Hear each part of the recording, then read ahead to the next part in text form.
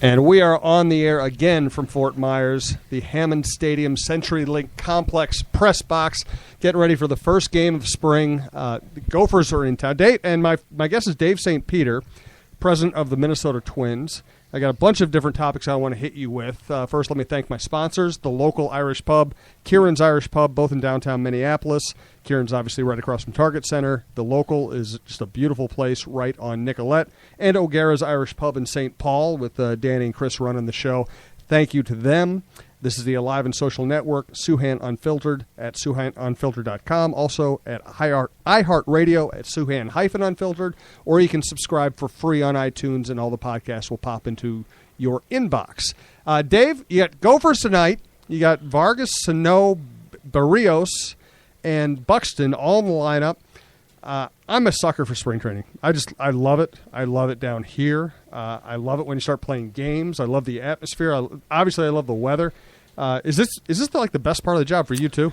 Yeah, there's not much, Jim, in a baseball person's world that beats spring training. I mean, obviously the postseason and competing for a world championship, but the reality of it is for all 30 clubs, you go away to spring training, and I know it's a cliche, but there's always hope and optimism. And I think for those of us that live in northern climates like Minnesota, spring training brings, let's be honest, a much-needed respite from the tundra that we all live in. So, it's especially great now with the renovated complex and the facility, and there's a lot of buzz around a new manager. And you mentioned a lot of the young players that, frankly, we're hoping are going to be part of the next wave of great teams in Minnesota.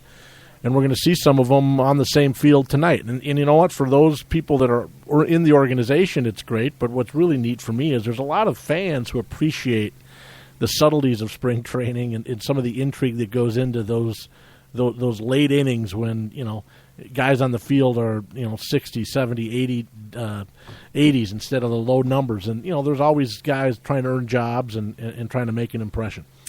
You mentioned optimism, and I've been making that point. First of all, 2 points I want to make of what you just said. The first is you're so right about the climate change being such a big deal for Minnesotans, because I lived in Texas, and I've made this point a bunch this week. When the Rangers went to spring training, yeah, if you were a Ranger fan, you were glad they were starting, but there was no allure to it. Yeah. There was no, oh my God, that's so symbolic, and maybe that means spring's around the corner. It's already warm in Texas. It's just guys working out for them.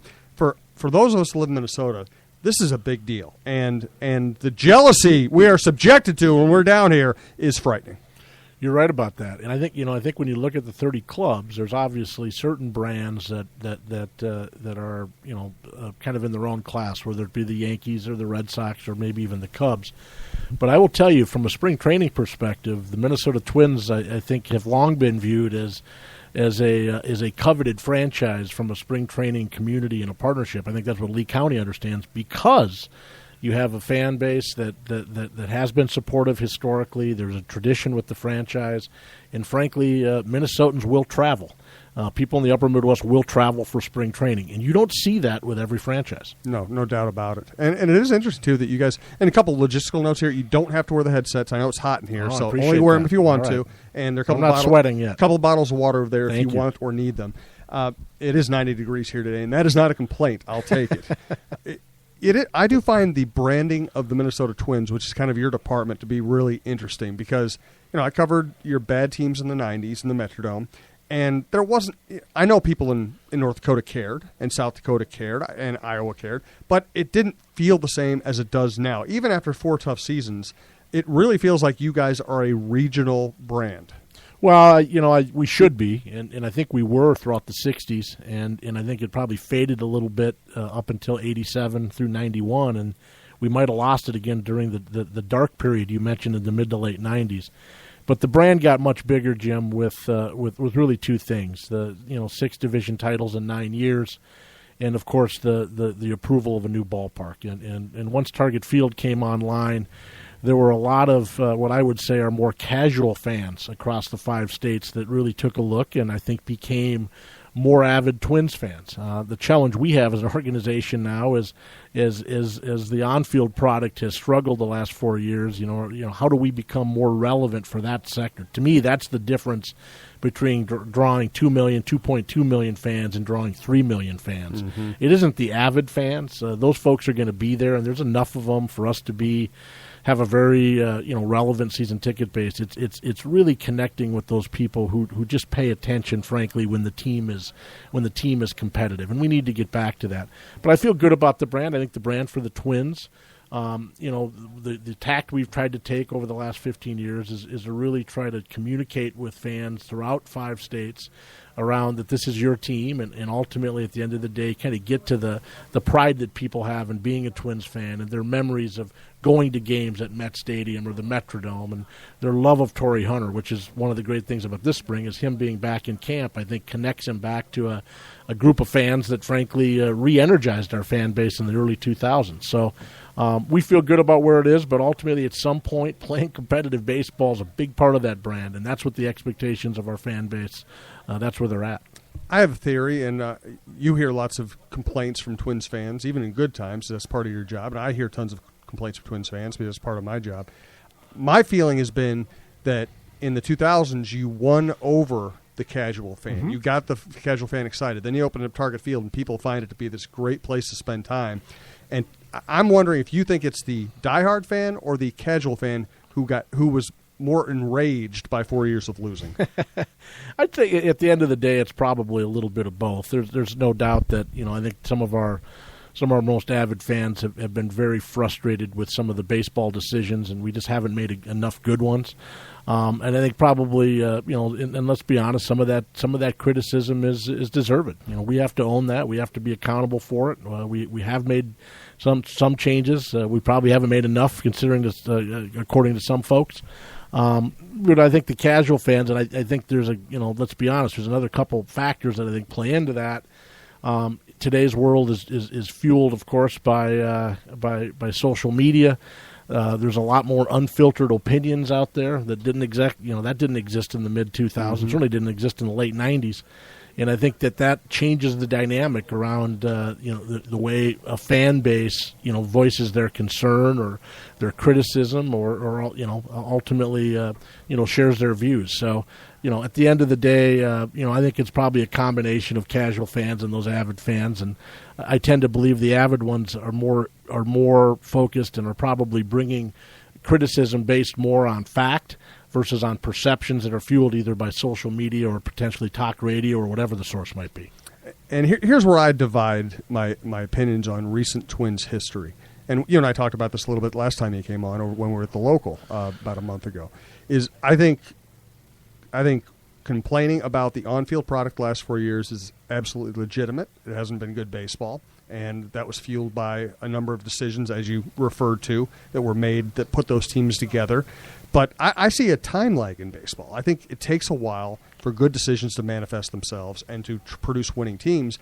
And what I don't get is why the people who have aligned recent losing with no hope for the future, which I think is ridiculous. Sometimes losing actually helps you. You would not have had the pick that got you Byron Buxton if you hadn't had a bad season the year before. Well, look no further than the Tampa Bay Rays and the success that they've built based on the success in the draft. And let's be honest, it's a lot.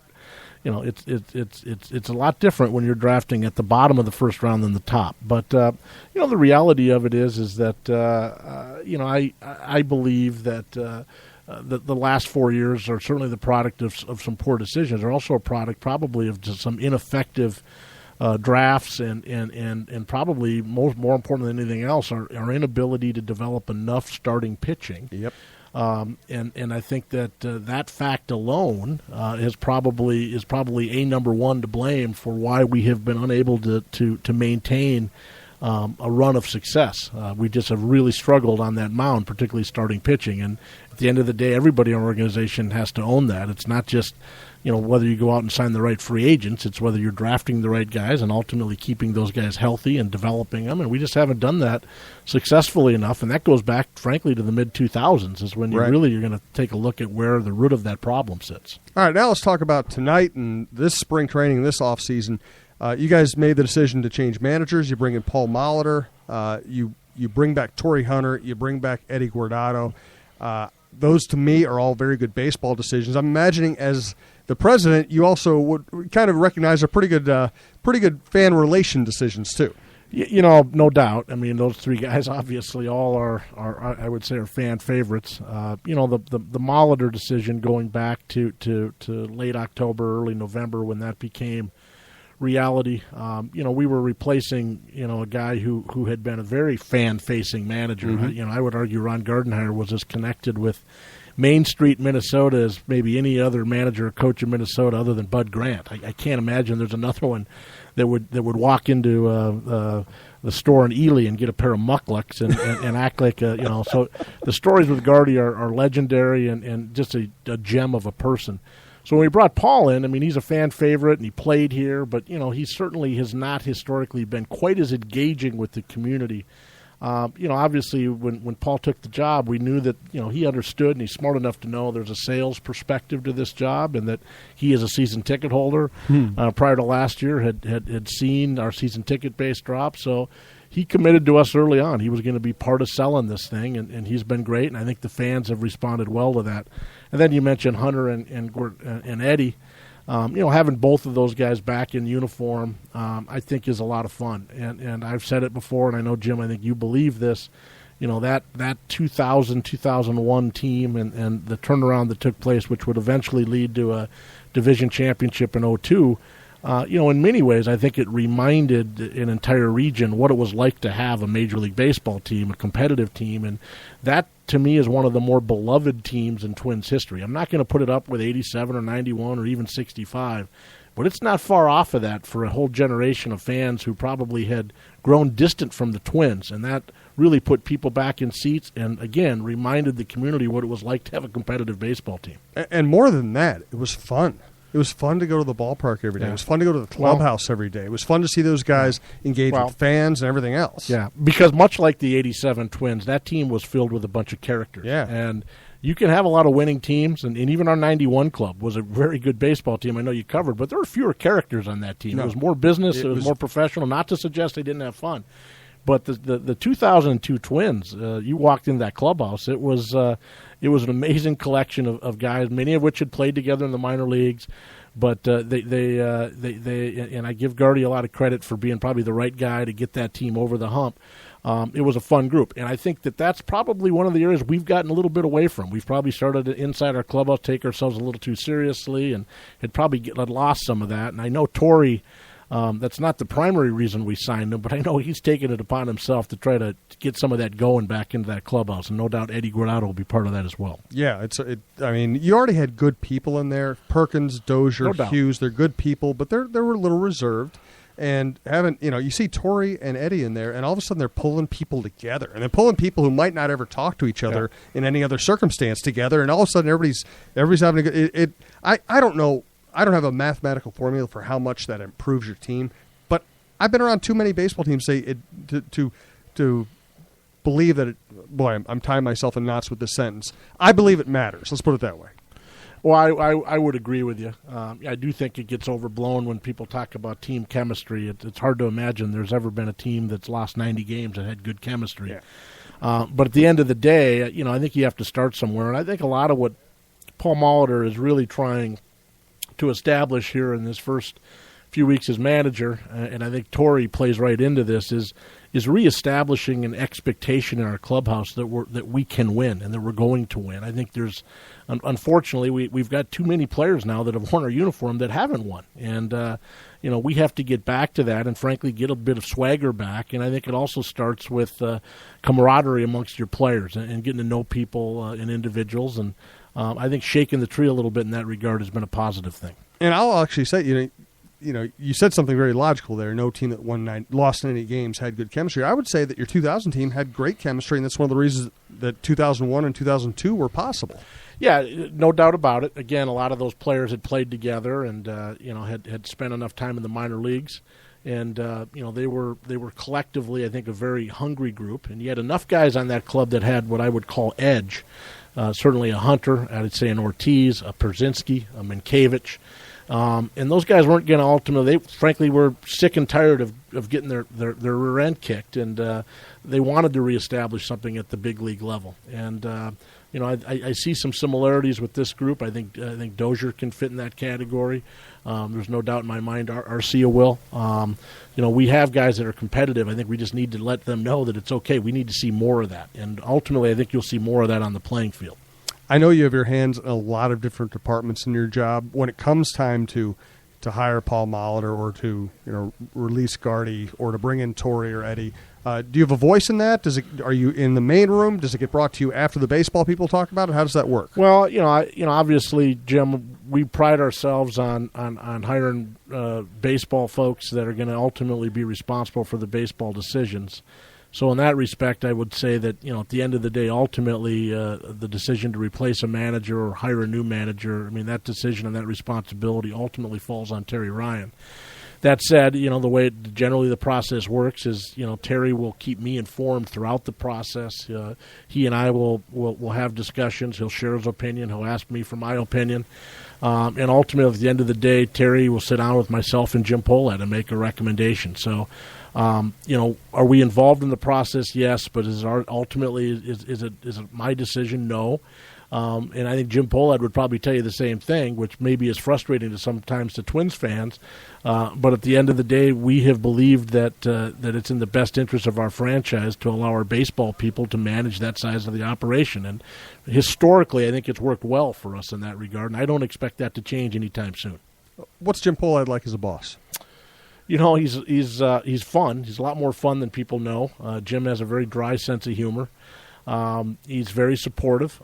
He's incredibly frustrated by 4 straight years of losing baseball, mainly because he sees the angst that comes with it from a fan perspective, and that's really the filter he watches the game through. When we're in meetings with Jim and Terry, Jim asks a lot of questions that fans might ask. He's less interested about contracts or incentives or things like that. He's more interested on what's making a player have success or maybe why he's not having success. He wants us to have the best possible organization, whether it be on the baseball side with our facilities or obviously our team, or whether it be on the business side in terms of what we're doing in terms of customer service or food and beverage. So they're very committed, the family, to owning a baseball team. I think they view this as a long-term play. I don't expect this team to be sold anytime soon. But I will tell you that they want to win, and they believe strongly that that's part of the deal. And I can tell you that our ownership has been frustrated as much as anybody else with the results of the last 4 years. I started covering you guys in '93. I was in town for the '91 World Series, but I started actually covering you as a beat writer in '93. And back then, you played in the Metrodome, which was always kind of falling apart. And Hammond. I actually liked the spring training ballpark, but it was no frills. It was fine. Yeah. It was very functional, but it wasn't fancy in any way. You had the backfields here, which is nice access, but you didn't have the minor league development center that you now have. That's spectacular. And you play and I also went on a trip where I saw your facilities in the Dominican Republic, which at that point were not very good. And I went to Venezuela and saw those, which were better. And now all of a sudden, you have Target Field, which I love. It's one of my top 5 ballparks. You have upgraded the spring training ballpark to where it's pretty spectacular. Again, that minor league development center is a great drawing card for anybody who want to sign out of Latin America. And you have brand new facilities in Dominican Republic and I believe Venezuela. Was that all part of a grand plan, or was that just kind of something you guys stumbled toward? No, piece by piece? It's certainly been part of as I mentioned, Jim Pohlad has been very focused on making sure that we are investing in all areas of our business, and certainly part of that is on the baseball side and as well as on our fan amenities around facilities. So, it comes, I think, with having that stability and that vision from ownership. So, we really felt as though we needed to go through a planning exercise around where those priorities were, and certainly Target Field was number one. But the Century League Sports Complex wasn't far behind. This is a year-round training facility for us in Fort Myers, obviously with the Miracle here, with the Gulf Coast League team here. We rehab a lot of our players here year-round, and then, of course, Major League Spring Training. So this is let's be honest, expectations have changed. They've changed from players in terms of what they want out of a facility around weight rooms, around training, around hydrotherapy, around nutrition, and we needed to be competitive there. In addition to that, fans' expectations have changed mightily in terms of when they come to a game, including a spring training game. They want more modern amenities, and in this particular case, we felt it was high time to do that. Now, it came as part of a negotiation with Lee County, where we agreed to stay here in Fort Myers through 2044. But with that came a commitment from the county to couple some private money from the Twins to create what we think is a very dynamic renovation of this facility that included a player development academy, which we think can pay dividends. You mentioned the Dominican. That'll be kind of the next frontier. We have formed a partnership with the Philadelphia Phillies where we're going to work on actually building a brand new 2-team complex in the Dominican Republic. Not to suggest our current place isn't okay, but we think it's just okay. We don't think it's at the top tier, and we think, again, there's an opportunity to do better. We'll continue to evaluate Venezuela, but I suspect shortly after we get done with the Dominican, Jim, who knows? We may be focused on Cuba at that point. It's so funny. I was just going to say, when's your place in Cuba going up? It's the probably, Tony Oliva Center. It's probably coming. So, it's funny when we went through Target Field, myself included, a lot of us, myself included, that really learned firsthand about facility development. Now it's been probably 30% of my day in and day out job is spent on facilities, whether it be ongoing CapEx work at Target Field, whether it be Fort Myers, whether it be the Dominican, or potentially in the future other facilities either in the United States or certainly international. Target Field, to me, turned out even better than I expected. I love it, but I'm not a fan who is constantly buying tickets and sitting in great seats. When I go often as a professional, and sometimes when I go as a fan, we just kind of buy cheap tickets and walk around. From your key season ticket holders, are there any things they would like to see upgraded? Are you kind of, have you reached the point you want to get to? Well, I think you're always looking to make it better. We do a lot of research, Jim, so we ask our season ticket holders multiple times each year about a lot of different facets of the ball club, including the Target Field. And I'll be honest with you, they really don't share a lot of things that they'd like to change at Target Field. They love the sightlines, they love the amenities, the clubs. I think at the end of the day, they're concerned about really probably two things. They're probably concerned about the on-field product, which we get it, that's obvious, and they're probably concerned at some level about the value, so to speak. So there's always a tug and pull around price, right? Mm-hmm. And both on tickets as well as on food and beverage. But I think the Target Field game day experience is one that does rival any in Major League Baseball, particularly when the ballpark is sold out. And it's the building has weathered well for 5 years. We're continuing focused on making it better. We're adding a whole new left field experience this year that I think is going to be a must-see destination inside the park.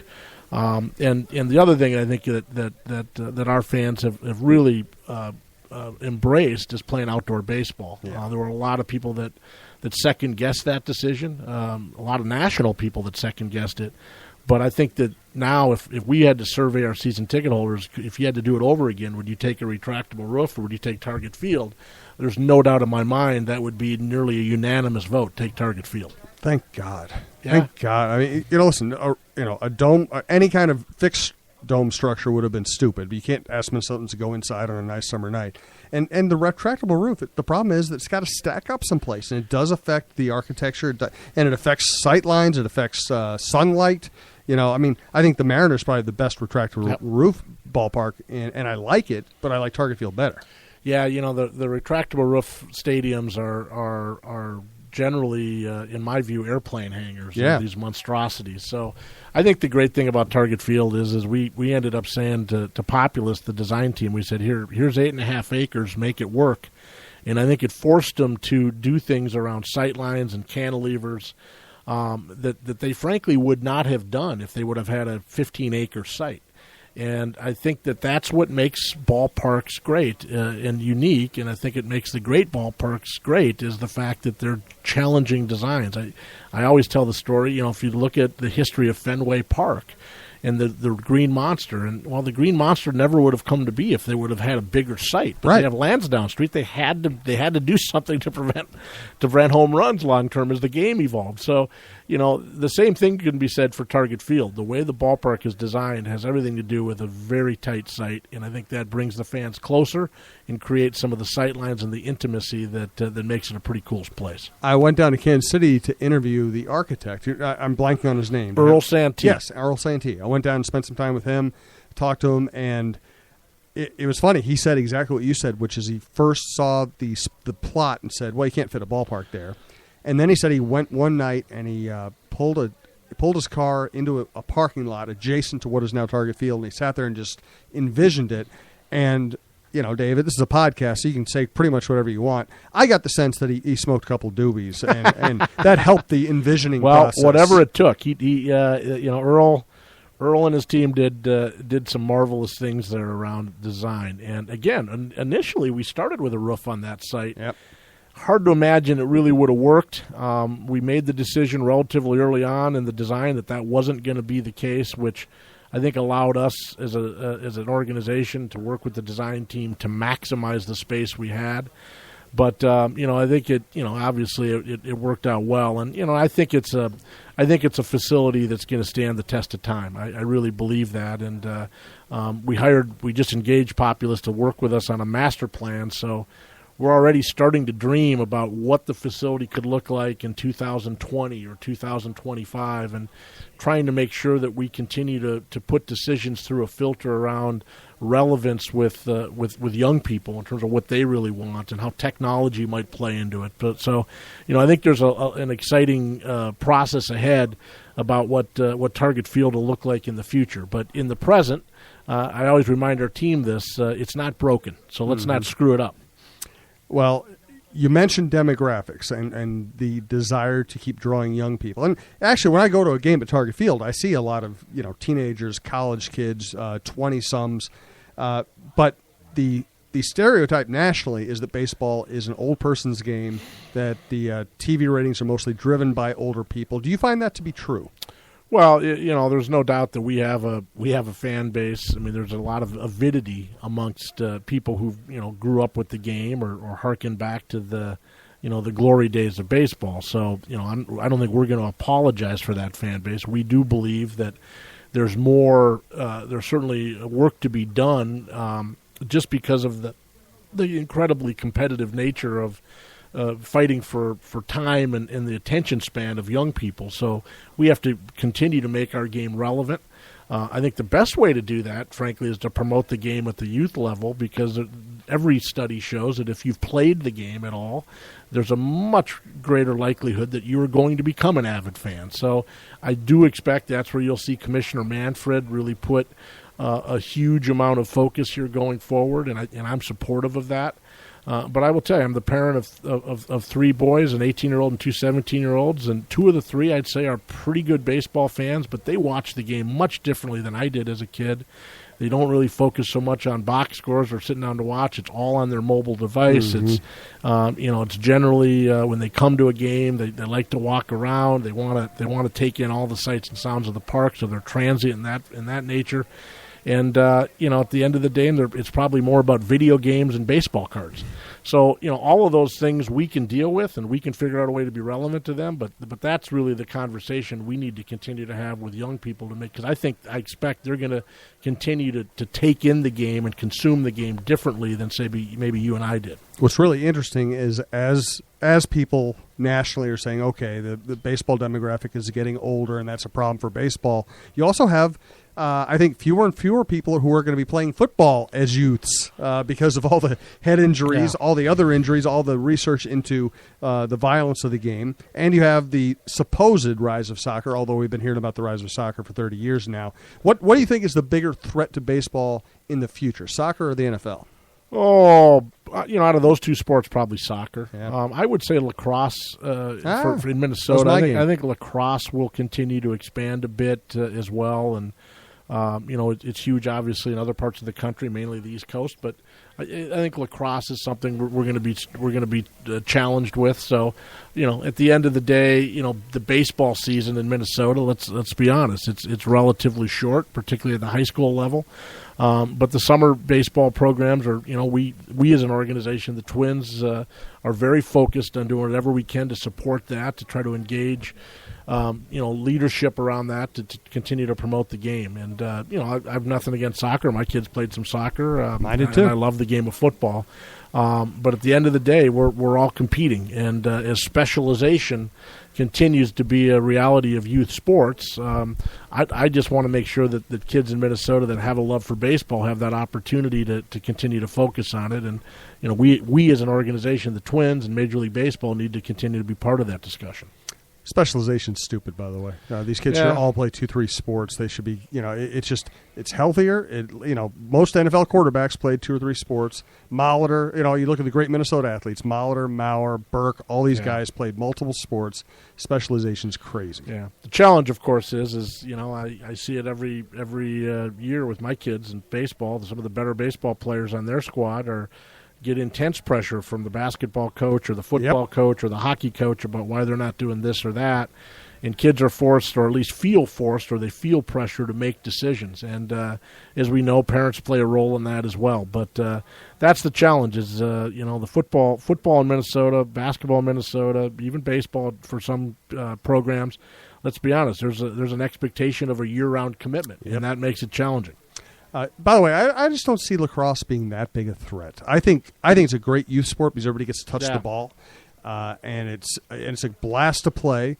But I played lacrosse, and the only lacrosse games I'll watch on TV are like the Final Four college games, and I won't even watch them religiously. I just watch them as convenient. Whereas baseball, football, basketball, they are the right kind of eye candy for the brain, I think. Yeah, no doubt about it. And again, who knows what the future will hold. I do know that lacrosse has made great strides in Minnesota in the last 10 years.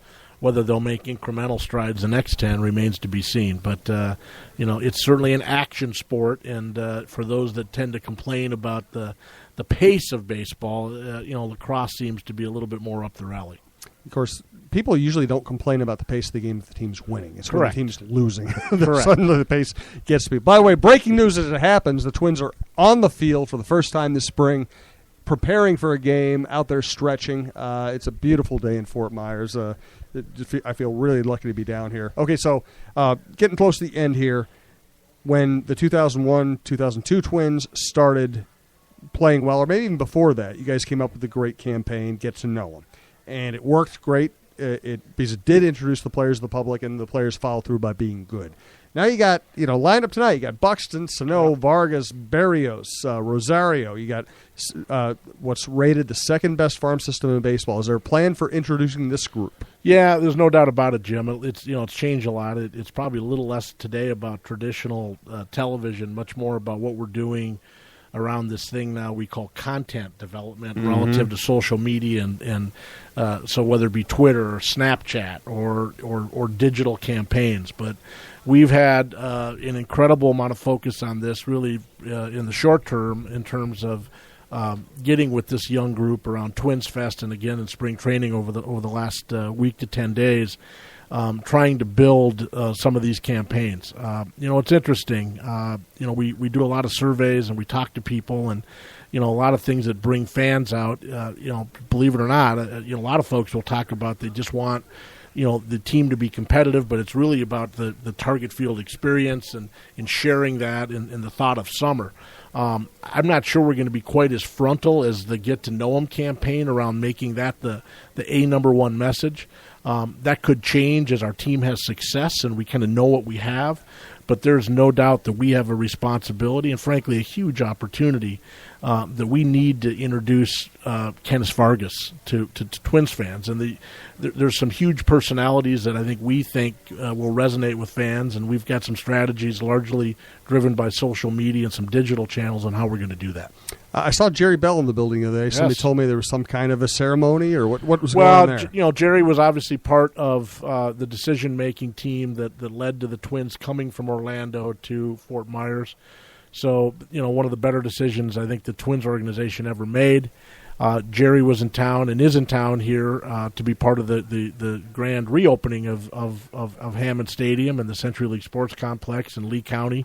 Our partners at the county wanted to pay tribute to Jerry on his recent retirement and for his contributions to Lee County. So we were at the county board Tuesday morning for that, and it was a nice event. Got a chance to see some folks from Lee County and the Red Sox, and this has really been a great spring training home for the Twins, and we're excited to be here. You guys are one of the rare teams that hasn't played the leverage game, hasn't threatened to move to Arizona, hasn't fought publicly with your what do you call them? Your overlords, your spring training landlord. That's the word I was looking for. Excuse me. Why is that? I think it goes to our ownership. I mean, we certainly made mistakes as an organization in the mid-'90s around where the team was going to play and potential moves and the four-letter word called contraction and things of that nature. But I can assure you that, certainly as long as Jim Pohlad has a say, I just don't think he views those tactics as being helpful. And, there's a certain level of transparency that I think goes into our discussions with our public partners. So whether that was Hennepin County and Mike Opat, or whether that be Lee County here in Fort Myers, we understand that a partnership has to go both ways. And at the end of the day, I don't know that threats have ever been successful over the long term. Give me one last thought on spring training as you look out over Hammond Stadium now.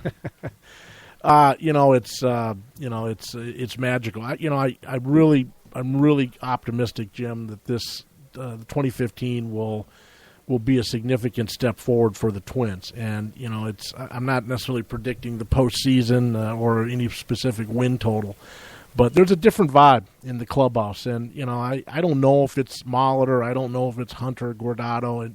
It could be just the increased maturity of a group of young players, but I think there's a greater belief that this organization is moving in the right direction, and I'm not sure where 2015 is going to land, but I'm pretty optimistic that this spring training camp is going to lead us on another period of extended success, and that's something in my world that is long overdue and something I'm pretty excited about. It's interesting because I've had pretty much that exact conversation with Hunter, with Guardado, with Molitor, with Rob Antony, with Terry Ryan, with Dozier, with Perkins.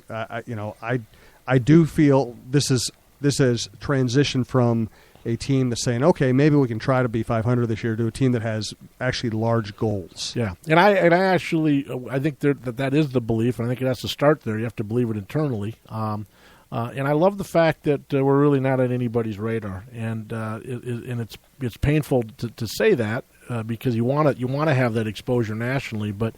To steal a word from Tom Kelly, I expect we're going to be in a position to maybe ambush some people here early on. So hopefully we can do that early and get off to a reasonable start. And I think it sets up to be a fun summer, kind of introducing a new generation of Twins with a little mix of some old school names like Mr. Hunter and Mr. Guardado, and obviously Paul Molitor leading the helm. By the way, I have to.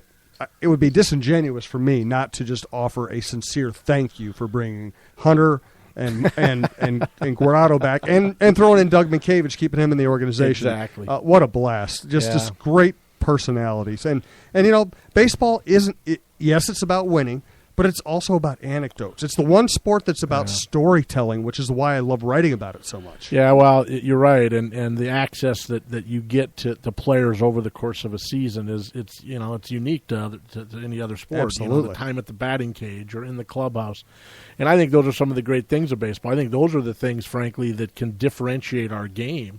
And we, again, as an industry and as a franchise, need to do a better job of telling those stories. So, that's something we're focused on. But I appreciate that. And look, Torrey Hunter, he's filled a lot of notebooks over time. Oh, man, and, he's the best. He's the best I've ever covered. He is. Sometimes as a front office guy, you say, okay, Torrey, we could have left that one. But he's entertainment, as Ron Gardner used to say, and we're happy to have him back. The thing about Torrey is he's so willing, so engaging, and so available for interviews for everybody. That eventually, he's going to say something that he might have better excised from the text, but it's overwhelmed by the amount of good stuff. Yeah, and he's just a beloved figure in Minnesota. I know there's some folks that want to attach controversy to Torrey, but outside of the guys, there's a few guys that won world championships there, led by Mr. Puckett, and of course some of the, Oliva or Carew. I got to tell you, there's very few people that have ever worn our uniform that have a better, closer connection with the fans. And that's one of the reasons I'm really looking forward to opening day. Torrey Hunter's first at bat, in Minnesota as a Twin, since 2007 or whatever it was he left. I think that's going to be a very, very special moment. Yeah, I agree with you. And you mentioned people trying to attach controversy to Torrey. I've been doing this for a long freaking time now. And I don't expect to agree politically or socially with everybody I write about in sports. No. And to me, if Torrey Hunter were running for public office, then these would be different conversations. But he's a baseball player who treats people great, who's engaging with fans, who's always been great with me. Again, best guy I've ever covered for my purposes. I just don't care to bring his social views into play. It doesn't really seem relevant to me. Yeah, it shouldn't matter. It's certainly not a filter we put players through, and we think about drafting them or signing them, what have you. We're hiring them to be baseball players, the same as we hire somebody to sell tickets or somebody to be on the grounds crew. We hire them to do a job, and Torrey's job is to be back here and play right field, and ultimately, hopefully, be a positive force in that clubhouse as we try to turn this thing around. This is Souhan Unfiltered. This is the Alive and Social Network, a network of a bunch of entertainment and sports and music podcasts. Google it. You can find all the other good shows, Rusty Gatenby. We're going to start doing live music at the Southside Studios, Jeff Dubay Show, et cetera, et cetera. They do Wild Wednesdays, which is going to be really interesting now that the Wild is very good again.